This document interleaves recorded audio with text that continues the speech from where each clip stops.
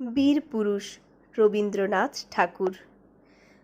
মনে করো যেন বিদেশ ঘুরে মাকে নিয়ে যাচ্ছি অনেক দূরে। তুমি যাচ্ছ পালকিতে মা চড়ে, দরজা দুটো একটুকু ফাঁক করে। আমি যাচ্ছি রাঙা ঘোড়ার পরে, টগ বগিয়ে তোমার পাশে পাশে। রাস্তা থেকে ঘোড়ার খুঁড়ে খুঁড়ে রাঙা ধুলোয় মেঘ উড়িয়ে আসে। সন্ধে হলো, সূর্য নামে পটে, এলেম যেন জোড়া দিঘির মাঠে।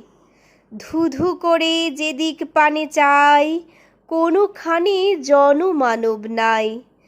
তুমি যেন আপন মনে তাই, ভয় পেয়েছ, ভাবছ এলেম কোথা।